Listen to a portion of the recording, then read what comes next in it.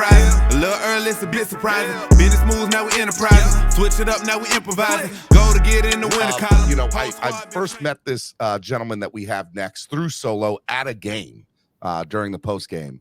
And, you know, I had to look. I'm a pretty big guy, but I had to look up to this guy. That's how big this guy is. But he's one of the nicest personalities I've ever met. And, you know, I've only gotten to talk with him a handful of times post-game at Dolphins games. But I'm excited that he's coming on. We've talked about getting him on the show for a couple of years now.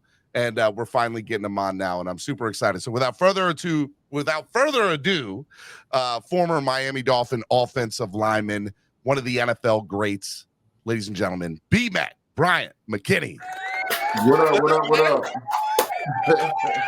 How are you? Good morning, Bryant. Good morning. I'm pretty good. Man, thank you for coming on. I should have said you great too, because man, I see you, man. First of all, thank you for coming on. I know we've been going back and forth for a little while now, trying to get you on. I appreciate you taking the time to come on this morning. I guess first things first, man. You're a South Floridian. I just got to ask. It's crazy right now, South Florida sports, right? You know, Miami Heat, Florida Panthers, just everything seems to be going right. Miami Marlins with the walk-off win, and obviously the Dolphins and all the hype they got. What is it like for South Florida sports right now? Very busy, and you know, when Miami's doing good, a lot of people like to attend the game, you know, the sports and everything too. So that's pretty well for the city. I mean, I'm stoked about it. I know you are. Have you been to any games yet this postseason? Have you been to any Heat or I'm trying to get to a finals game. So I haven't been to any games. This season, for basketball, kind of snuck up on me. The Dolphin games, I pretty much go to all the home games, but for basketball, I haven't been to a basketball game in a minute. I know, dude. It's going to be crazy over there at the arena. I know Solo was telling me he was looking at tickets and he was like, "Holy cow, it's so expensive, absolutely crazy." But he wants to go, and I want him to go. All right, man. Let's get into Dolphins talk right now, man. Right now, OTAs are going on. You know, what do you think of this team right now? The Dolphins are probably the best that they've looked in probably the last 15 to 20 years. I don't know how you feel about that. I absolutely think they are. I feel like even last season you could see like a big difference, you know, as long as you keep the quarterback healthy. And then I just looked at the grade-wise, you know, after the draft and how the Dolphins did, and the Dolphins were in the top 10 teams who graded out well. So on paper, they're looking good right now. It's all about keeping people healthy. How do you translate from paper to the field? Is it during these times of the year in OTAs? Is it during training camp? How do they get it to where it's going to equal to wins and the you know, numbers in the win column? Yeah, all these moments, they matter, you know, from the OTAs and then training camp, and then just how they really take care of their body and, you know, try to just stay away from injury. Some injuries you can't predict, but just keeping guys healthy is just big. And as you can see, like last year, even with like keeping the quarterback healthy made a big difference too. So trying to keep everybody on the field and healthy and keep your best players on the field is what's best for the Dolphins. So as long as they're able to do that, I feel like they can walk away and have actually a great season. Cameron? Hey, Bryant, you know, as an offensive lineman, I believe you were a left tackle, right, here in Miami. And you see what Austin Jackson and Teron Armstead are going through, battling their injuries and trying to get healthy for this upcoming season. Can you talk a little bit about what's involved for someone of your size, you know, an offensive lineman, and what they have to do to prepare to remain healthy for the regular season? I can't, because I never missed a game due to injury. Yeah, best answer ever. Best answer ever. That was good, BMac. That was good. That was good. Just don't get hurt. It's easier said than done, man. What I would say is like I've learned that flexibility plays a big part in it. So having like and I'll take yoga now as being retired. So flexibility plays a big part in injuries, and I get to stay in conditioning, because normally a lot of times when people get hurt is due to like kind of being out of shape a little bit and your technique or something gets bad. Not all the time, but just some things are freak accidents. But you just kind of, I guess, work on those things. They know what areas they're weak in, and I feel like those are the areas you're supposed to work harder in. But a lot of people like to work on the areas they're already good at. But it's like, you're good at that already, so let's start working on the areas that, you know, you're a little weaker in. BMac, you came into the league in 2002. You were a first round, 7th overall pick to the Minnesota Vikings. One of the things that you were around for was, there wasn't as many rules and regulations to OTAs, training camp, how many practices you do in a day.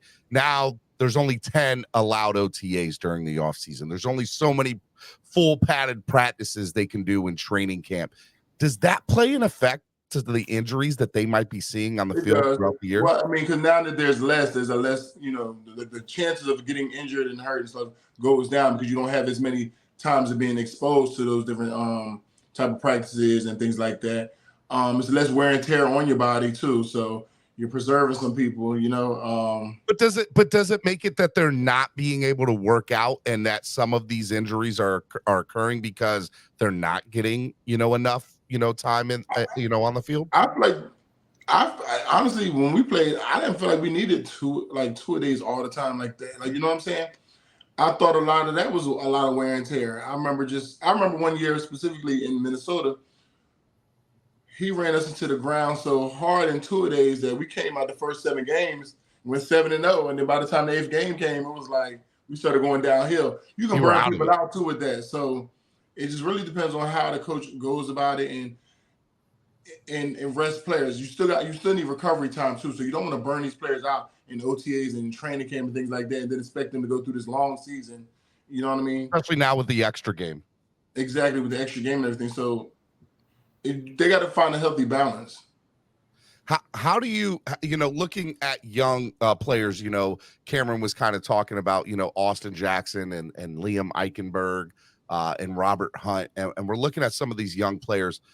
Fans for the last 20 years, Dolphins fans anyway, have been prone to not seeing greatness on the field when it comes to the offensive line, with the exception of Pouncey and you, the year that we had you, and a few other names here and there. Why is it that the Dolphins for so many years have, for example, they've had 9 offensive line coaches in the last 10 years? You can't tell me that doesn't play a factor in how mediocre this offensive line has been for the last decade, right? Yeah, because the coach is supposed to bring out kind of the best in you and teach you some things. I mean, a lot of just to me comes from the front office and who they're hiring and are they aware of who they're hiring and why they're hiring these people. I feel like a lot of decisions of who's being drafted comes from the front office. So to me, a lot of it's the front office.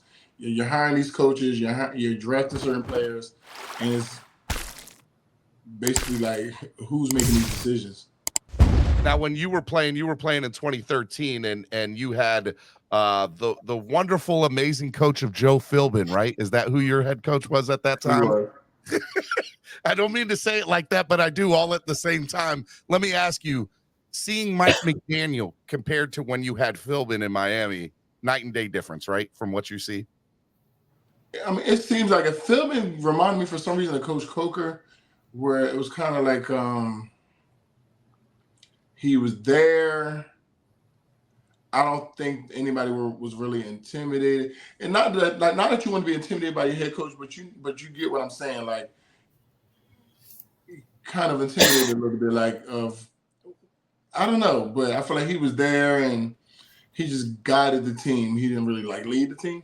Yeah, it was more of a passive style of coaching. Yeah, it might have been a little too passive, especially for a young group of guys who are in Miami. You were there during the Hard Knocks year, right?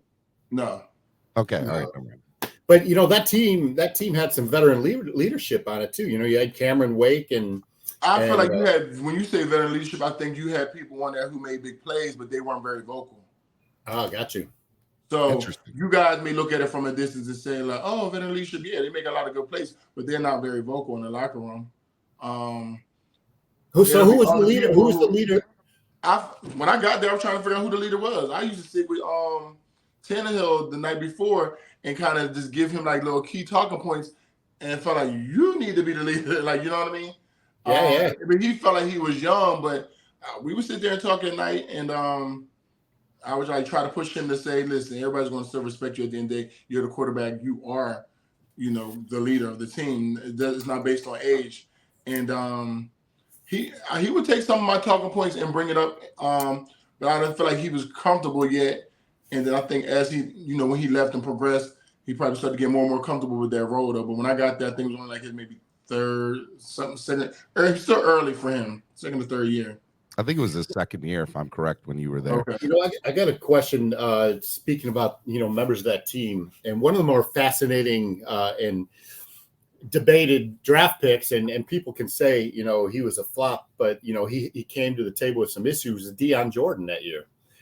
Can you talk about how gifted an athlete Deion Jordan was? Yeah, he definitely was a great athlete. I definitely remember him as well. He was just young, and that probably goes to like maybe like these teams should start getting some type of therapist in there that helps these guys talk to some people to help them work their way through some things that they may be going through in life to make things a little smoother, and especially a smoother transition to being young and then going from college and now going here and learn how to be a pro. I just know when I was in Minnesota, coming from Miami and the team that we had is like they just automatically assumed I knew how to be a pro. It was like I had to sit back and watch. Nobody was sharing their information with me. I had to sit back and just like watch things that people was doing. Okay, the cold tub. Okay, they're getting massages on Fridays. Okay, they're getting chefs to help them with their meal. Like I just had to listen to things and hear and just slowly just add things to my repertoire. Yeah.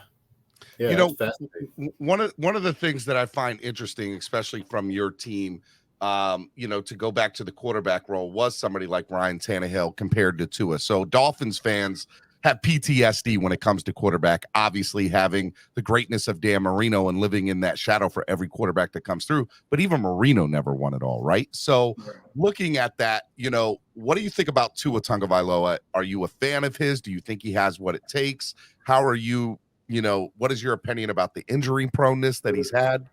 Yeah, last season I felt like, okay, this guy, and I felt like he was a difference maker. You could see when he was playing how the game went versus when he did play. So he's actually a playmaker. And I always look at with quarterbacks too, I feel like by the third or fourth year, they should kind of have it all together because you've seen every defense, within your 4 years. Mm-hmm. So I look for him to be able to react faster. Now things. And I felt like last year he did a great job. It was just he couldn't stay healthy, just from getting those concussions or whatever. But offensive line needs to just kind of take a little more pride, I guess, in that and trying to keep him healthy and and whether they just form something in the locker room of like trying not to get him hit or just something because he's like kind of key to the team. Definitely last season was definitely key to the team's win or loss margin. Yeah. I mean, one of the things I just want to see is the Dolphins be successful, and play deep into the playoffs. And I don't remember it too much in my lifetime personally. Cameron is a little bit older than me, so he probably does, but I don't. And all I want to see is them be good. And I think that it starts in the trenches. And for years, I just think that that's been a rotating door. And right now, because I don't really recall too many elite you had Jake Long here, so I remember him playing for Jake Long and Pouncey were probably the two best offensive linemen in the last 20 years. Who did and to be fair, you only played 1 year here, so I mean, half a season. Yeah, so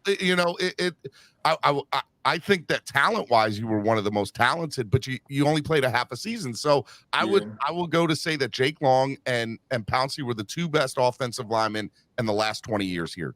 Cameron, do you disagree with me? And who is the offensive lineman that was signed from Kansas City to play right tackle? Eric Fisher. No. Years ago in 2016-17. I'll come up with his name here in a second. But you're right. It seems like we draft these players and maybe, it's identifying the right players in the draft, or it's not bringing the coaches not bringing it up to the next level. But there seems to be a lot of not a lot of continuity over the past few years in the offensive line. And, hopefully that gets rectified this year. I know they spent big money on Teron Armstead. They've invested a lot of draft picks in Eichenberg and Austin Jackson. And again, these players need time to develop. They've been through many, offensive line coaches and offensive coordinators. And this is that's a lot too. When you go through a lot of different coaches, because even I had a few coaches and offensive line coaches all have their different styles. So now every time a coach comes in, he's trying to make you change technique and things like that, and you're readjusting to that. And that's kind of annoying because for me, I feel like at a certain point in my career, I was fine at what I was doing, but now you're coming in and you're trying to make me change some things. Mm-hmm. And then I've even had a head coach tell me to keep playing how I play. And if my position coach says something to me, he'll say something to him. And it's like, that's a lot going on in the brain. Like, you want me to play how you know I can play, but if my position coach says something to me, you'll step in. But what if you're not there? It's just too much. So, yeah. Just have an understanding and stop putting all this stuff in people's head and just keep a coach there for a minute. Just figure out a good coach and keep them there for a minute and let them just get acclimated to how this style of coaching is. And Brandon Albert was the name I was coming up with because he came over. He came right after me. Yeah, he came right after you. He was an All-Pro. Talk about Richie Incognito. I mean, Richie was actually a leader in the locker room as well. But like, I was on there for 5 days before the bullying thing started, so I only played one game with him. Yeah. And like, the purpose of me even coming was because they needed help on the line. So I came to left tackle, and then they moved Jonathan Martin to right tackle. And then Richie was the left guard next to me. We only played in one game together as a unit. And then everything. We were dominating in running the ball.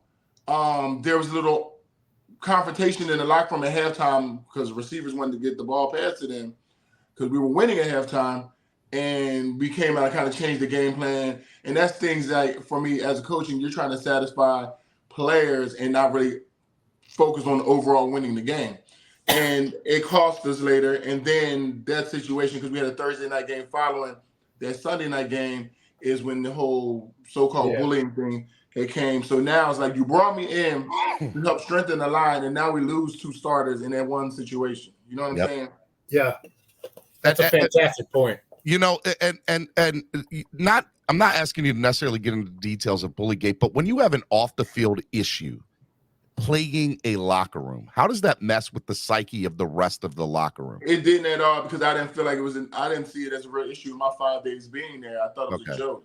So I think we all did too when it was all said and done. All right. I was in there and I still thought it was a joke. So I didn't even know it was bullying until cameras and media is there every day and then they're investigating us, asking us questions.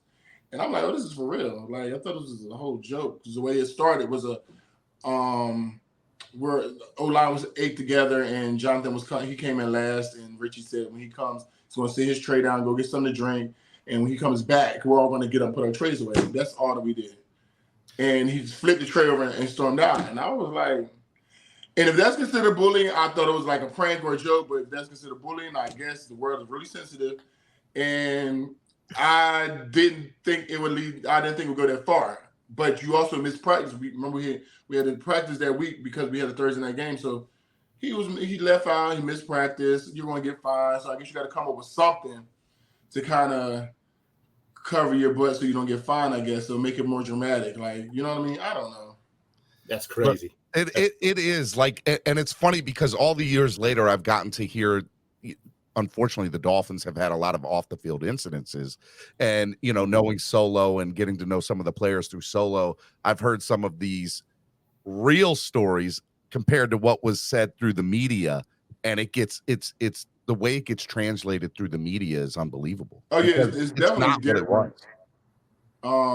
Just from me being there, and then from me seeing stuff on the news, and then I remember I was only there for 5 days, so everybody from the Ravens was calling like, what's going on as soon as you got there? I'm like, there's nothing to do with me. They sat next to each other on a plane. I thought they were friends. I'm not here. Right. I thought they were friends. They sat next to each other on a plane ride. Like, I don't know. This is crazy. And it just drug out throughout the season. So for me, I feel like it played a little as a distraction a little bit at times in the locker room, because it's like that was more of the media's focus, when it was like, to me, not a big deal. It's like something that could just be get worked out. You don't have to keep asking us every day about the bullying that we didn't feel like was bullying. It's what goes on in any football locker room, let alone an NFL locker room. I just feel like the response to it was just like ridiculous. No, BMac, let me switch it up for a second and take it back to college. You're a U guy, man. Is Mario the man? I went through way worse at the U than he. He was still hazing and stuff, and we were getting hazed and all that stuff. So I went through way worse. Who was there when you were there on the O-line? Who was there in Miami when you were there, University of Miami? You had Rich Mercier. You had Joaquin Gonzalez, Brett Romberg, Martin Bibler, Vernon Carey, Carlos Joseph, Chris Myers. Did I say Brett Romberg? Yep. Sherko Haji Razuli, Ed Wilkins. I don't know if I'm leaving anybody out, but for the most part, those If guys. they are, you'll get a text later. Right. Hey, but going back to my question, Mario, is brought in and he's a U guy, and he brought in all this offensive. He's my position coach. Coach and is he the man? Is he the one to lead us back to the promised land? He should be. I mean, he won twice as a player and once as a coach. He definitely knows what it looks like to be a winner. He definitely knows what hard work looks like and feels like because he was part of it and he coached it. So he knows what it takes. He knows the quality of players. You can look at his resume even from when he went to other places coaching. He did a great job at those other schools as well. I just tell people you have to give him time. He has only his freshman class that's in there right now. So give them by the time they're juniors. So they're about to be sophomores this year by the time they're juniors because all they'll know is his work ethic. While you had guys that were 3 years ahead of them who knew what the work ethic was prior and probably would complain and moan to the other guys like, oh, we're not used to it. Once he gets his guys in there and they're dominant, like most of them is his guys, that's all they know. So you know what I'm saying? So let them get in there good, and that's all they'll know, and they'll understand and have a different mindset compared to the guys that were in there before. And I just felt like I like him too because he knows the culture. A lot of these coaches didn't know the Miami culture and just was coming up with just different things just to do, thinking it's Miami, and didn't know the Miami history. And what I liked about it, when I was there, you had coaches like Coach Saul and Kehoe and Cristobal and all those guys who were there with Warren Sapp. So we asked questions. They could tell us the history. And so it made us even happy and proud. When you had those guys on the sideline, you're playing even harder because you don't look like a scrub in front of Michael Irvin and Bernie Kosar and Warren Sapp and all them. So things like that, they got to start bringing back some of those traditions. Mm-hmm. BMac, you talk about the kind of generation that you were in with the BullyGate, and obviously now it's even worse. Going back to instituting college football programs and how you get it, the portal is a totally different world compared to when you were in college football. How does that make it difficult, you think, for player or for teams, for schools to build up a program when you have the college portal where anybody can just jump into it now for any reason that they want? The thing is, with that portal, people only see like the people who actually get picked up. A lot of people jump in that portal and don't get picked up at all. Right. So that's a little risk that they take. But two, I feel like it's a scapegoat for people to kind of not fight for positions. Like when we came in, Clint Portis was telling James Jackson, I'm coming to take your position. Like we came with an attitude like we wanted to take somebody's position, which made that other person work harder to keep their position. You know what I'm saying? We didn't mind battling and fighting it out for somebody's position. You know what I mean? And not settling and saying, well, I'll just wait my turn. No, I'm going to try to take your turn, and it's going to make you raise your level up. So competition breeds now competition. These guys don't really like competition. They like things given to them. That's why this Instagram, they got like this microwave thing. Like, they call it like the microwave success where it's right now, it's quick, it's easy. And you actually appreciate it when you have someone who's pushed you or you were able to challenge yourself against somebody else. And when y'all both get to that next level, y'all see like, yeah, because of you, you played an impact on my career because I had to live up to your level or vice versa. One of the things that I hope to see this year from the University of Miami is some wins that translate on the field, because last couple of years there have been some pretty rough losses and tough losses. Do you think that will translate as he gets more of his players into the program? I do. Yeah. Okay. I think he's building a mindset with those guys. And I think they're, and it just takes for them to buy in. I do think that, the last time I was there dealing with the offensive line, I feel like they need to become a little more of a cohesive group, not just on the field, but outside. So, like, when I was in school, like, we hung out outside of the heck and everything. Like, we hung out. I had guys come to Jersey, like Joaquin and Ed Wilkins and Ed Reed and Marquise Fitzgerald. Like, we hung out and did things outside of just being, at practice or in school. And that helps build, like, a lot of more character and a family bond. And it makes you really protect and have, those individuals' backs. And when people see that, especially when there's leaders on the team, it makes everybody kind of follow suit, and they'll start building their own little. Because like you had us who were seniors, but then you had them and DJ Williams doing that too with their group of, guys too in their age, and it just can become contagious. Hey, speaking of Ed Reed, real quick side question.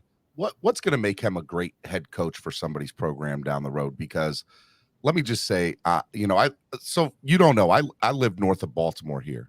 So that's where I'm located at. And I travel down to Miami, as often as I can. But I know Ed Reed as far as the impact he's had on the community here in the Baltimore area, obviously what he's done in South Florida. I'm a huge fan of his, and I thought he got the raw end of the deal in his last situation. He did, for being honest. Yep. Exactly. But I think he can be a huge asset to somebody's program. And seeing what Dion did at Jackson State and now what he's doing at Colorado, explain to the people why Ed Reed would be the perfect person to lead a group of young men. I feel like Ed has a lot of knowledge. Ed has a lot of resources. Ed has a lot of experience. Being a player, and then he also knows what it takes to win, and he's been through the fire. You know what I'm saying? You have a lot of these coaches who's never even played it down before, but are good coaches. But Ed, I feel like, is a combination of both. He has patience too, and he likes to teach and give people life lessons throughout their experience of coaching or whatever. So I feel like he would be a great coach. I feel like he's good now. It's just about. The internet monster got BMac. There he is. Yeah, sorry. I was about to say somebody called you, didn't they? Yeah. You're good. Go ahead and finish about Ed Reed. No, so I was saying I think he's ready now. It's just all about somebody just providing an opportunity for him to come in. But you have to make sure that your facilities and everything is up to par for the team. No doubt. No doubt about it, man. And just to be fair, I'm a huge fan of his, and I hope that he lands. What's funny is me and him actually, when he had that situation, had spoke, because when it was going on, I feel like I became his secretary, because everybody who knew I was friends with him was reaching out to me trying to get jobs and stuff. Like, can you help me? And I'm like, oh gosh, like, wow, all of a sudden I become like the secretary. So that's about that. But then even you need to put that on your resume, on your Instagram, man. I see everything else up there. You need to put Ed Reed secretary on there now. But even Michael Orr had reached out to me and said, hey, we should take some time and go up there. And we were going to volunteer time to go out there and work with, his offensive line, Michael Orr and myself, and work with the line on things. And that was just because of a great person and how we wanted to see him succeed. And then Ed even just talked to me about eventually even coming on board to help him with the offensive line. So, and that was after I was telling him, like, me and Michael are willing to come and spend some time. Shout out to Michael Orr. He's a great guy too. Yeah, he is. Big guy. We probably know a lot of people in the same circle. Marcus Ogden. Well, Michael Orr and I were teammates. Yeah. Down in Baltimore, right? Yeah. Yeah. Michael's a good guy. Do you know Marcus Ogden at all? I don't. Jonathan's little brother? Okay. All right. Yeah, so I mean, he's from the Baltimore area, and I knew him really well too, and so I figured we probably knew some of the same people in the same circles. Hey, one of the things, just to kind of finish up here on your IG, is you're a Grammy-nominated producer? 3 times. For what? I did not know this. Yeah. Remember, this is Miami sports music. Okay. I need to know, man. What did you do? So it's a project called The Introduction to Marcus Cooper by Pleasure P. He was in a group called Pretty Ricky. I did his solo album. Yep. So myself and Craig Kalman have credits for being co-executive producers on it. Well, hey, look, man, this guy named the Honorable Solo D. He's got some hits under his belt. When y'all ready to put my man on the track, he's ready. Okay. He's ready, man. He's ready to go. Look, you got a lot of history and connections down in South Florida. Especially to the music, man. What do you feel like the hip hop scene is right now compared to what it was when Trick Daddy and Trina were kind of in their right now? It's different because now people can just get on TikTok and make little dances to go with their song, and the song can kind of take off. Where before, I'm gonna say it's a little less talent and more about personality now. It is, man. As far as music, where back when Trick and them was more about talent and lyrics and things like that, where now it's a little more like not as much talent, but add a little dance or something to it and it'll take off. That's all you need. That's all you need is a little bit, a little dance. There's a TikTok dance and you're attached good to to it. go. Everybody's gonna do it. Yeah, we talk about it all the time, Solo and I, when he had the turnover chain song come out, and it was like, man, all you need is that you just need a little dance to it, and you'd be good to go. Right. One of the things that I really like is the hip hop culture and the artists down there compared to the sports world, and how they've kind of integrated really well in South Florida. You look at Rick Ross and everything that he's done in the community down there in South Florida. As well as, obviously the former players and the current players of the pro sports teams. Just my last kind of big question for you with that is why is the relationship between the hip hop artists and the former players and current players such a really strong relationship? Do you, because I don't know if you ever remember, like back in the day on MTV, they had something called Jock Jams. Yep. And like all the artists would like be doing something sports related. I feel like each side wants to do what the other person does. Like there's a lot of athletes that want to be artists, and there's a lot of artists that want to be athletes. So it's like it kind of like goes hand in hand a little bit. So I feel like that's why it kind of meshes well. And then you got to look at it. Majority of your athletes before a game, they're listening to their favorite artists and music and things like that. You know what I'm saying? And then a lot of the artists, they want it, or they played those sports and wanted to make it to that level. You know what I'm saying? Well, I mean, and also, back in the day, when you went to school and even before, so much the cultures intertwined, especially at the U when you had Luke Skywalker and Slip and Slide Records. Exactly. They were like this, man. It's so pretty it's awesome. like for like athletes, especially football players, it's like those artists are able to live like such a more of a free lifestyle. It's like, and we kind of like admire it, like, dad, they get to do this, and we know we have to be a little scaled down a little bit, some of us. So you kind of admire those things. We live in an Instagram world now. Everything can be videotaped now, Right. BMac. Come on now, So, but you didn't have that back in the day. No, like you didn't have that. You didn't have to worry about being recorded 24/7 and people having their own news. Look at the John Morant situation, right? Ja would, I'm a huge John Morant fan, and I think that everything that's going on with him right now is a very interesting, and it's because of the phone world that we live in. And if we didn't have that, he would not be in the position that he's in right now. Right. Let me tell you, Steven, I went to a Two Live Crew concert in Daytona Beach spring break. I think it was 91 or 92. There were some things done in that concert that we all would have went to jail for. I'm being quiet. Don't ask me nothing about nothing. All right. Hey, look, man, I would love for you to come back on and talk, obviously more hip hop. We'll bring Solo on. And obviously as the football seasons kind of get into play here with the Dolphins and the Hurricanes, want to see you more. Real quick, what is your prediction this year for the Dolphins? How far can they go? I think they can make it back to the playoffs. Even with the schedule that they have in the division that they're in?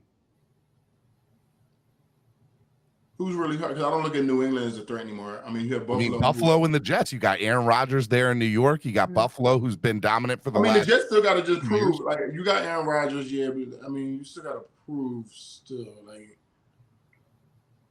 I still feel like they could probably make it. I think they're. They beat Buffalo last year. They did. That's right. They sure did. When they had, when they were healthy. And they should have beat them in December, too. They should have beat them in December. Exactly. And they only lost by 3 points in the plaffs game. And that was an away game for them. So, I feel like they have the potential to do it. And people have gotten more, a year older under their belt and more experience. So, I feel like they can be up there and be contenders. Well, look, man, Cameron has got a great tailgate called East 32 Dolphins Tailgate out there outside the stadium, man. We'd love to invite you and your crew to come out and hang out with us in the pregame, man. All you can drink, all you can eat. It's a good time. We'll take care of you, man. We'd love to bring you out there. I do the live podcast from out there, but we definitely got to meet up week 1, man. We got to make that happen. Okay. All right. Hey, well, I'll stay in touch. Hey, what else do you got coming up? Is there anything you want to promote or tell people about? No, people can go to my thebryantmckinney.com, and if they want to donate, because in April I did a mental health panel at the Hard Rock, and then I'm looking to build and do another one up in October. I'm big on mental health. Donations for my B Major Foundation. They can feel free. Oh, dude, we got to talk about that online because so I have this thing on Friday called Spread Kindness Fridays, and on Spread Kindness Fridays I talk about mental health and I talk about depression and I talk about so anxiety and stuff like that. I love talking about that stuff. So I did a whole panel on it. So yeah, it was actually a good turn. I had a clinical psychologist, a therapist, a surgeon, 2 reality stars, myself, and then Brandon Marshall was supposed to join me, but it was actually the day that we had a big flood down here in April. Yep. And his flight got him in like too late, like 11 something. But he was supposed to join me as well.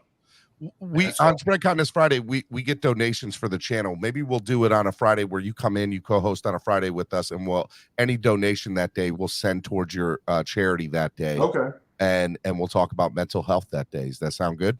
Yeah, that sounds fun. All right, man. Look, BMac, thank you so much for coming on. Oh, no problem. You're the man, brother. I appreciate it. Thank you. Chopping it up with you, BMac. Have a great day. Thank you for having me.